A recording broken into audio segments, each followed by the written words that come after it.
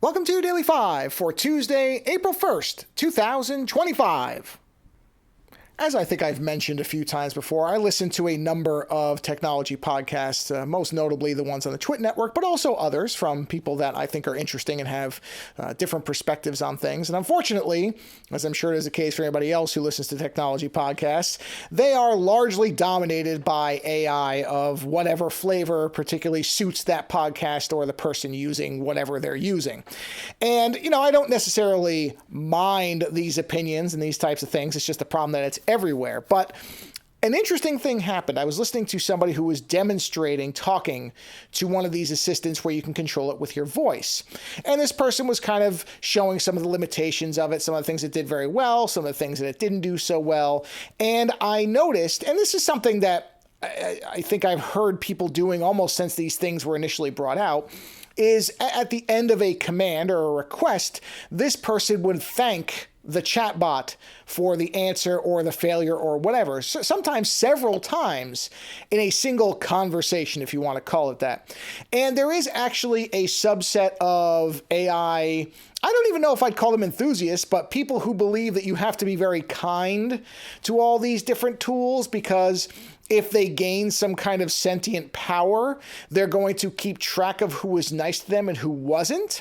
And there may be retribution when they are in control of things, I guess. I'm not really clear on necessarily the logic behind this, but that coupled with this person thanking the chatbot they were using had me thinking about the fact that it is, and I say this not necessarily being critical of anybody specifically, but there is a level of arrogance and sort of delusion to think that these machines are going to care if we thank them.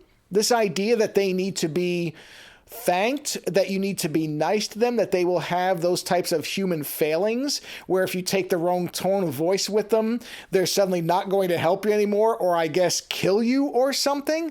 It's sort of fascinating to me because it feeds into this idea. Again, there's an arrogance to this, or a kind of self-importance, I guess maybe is the better way, that anything that we create is much like, if you believe in a God who creates man in his image, we're sort of taking on that particular approach to things where we think that because we are putting the building blocks of a potentially sentient machine intelligence in place, that it is naturally going to keep being like us.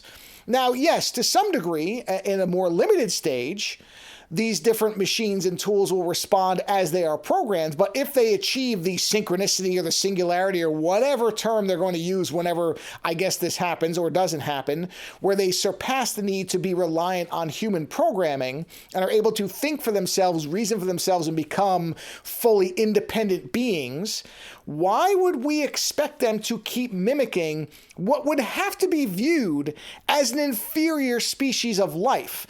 There's no way they're not going to look at us and think, oh, got it. Well, this is basically like the frog crawling out of the primordial soup.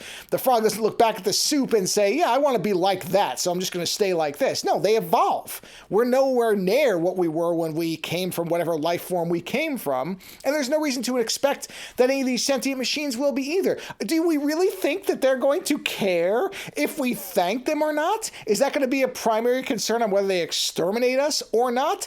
I'm pretty sure that if they're going to wipe us out, they're going to have about 100 better reasons than, you know what, they just didn't thank us enough. If they had just appreciated what we did a little bit more, then that's the reason we'd spare them, not all the other terrible things that we could easily be found in guilty in some kind of, I don't know, morality trial for. Are you kidding? Are they going to care whether you thank them? Is that really talking nicely to them, saying please, minding your manners? Do you really think that a sentient machine race will decide whether to drop the cleaver on our necks based on how polite we were to them, whether we had proper table manners or not?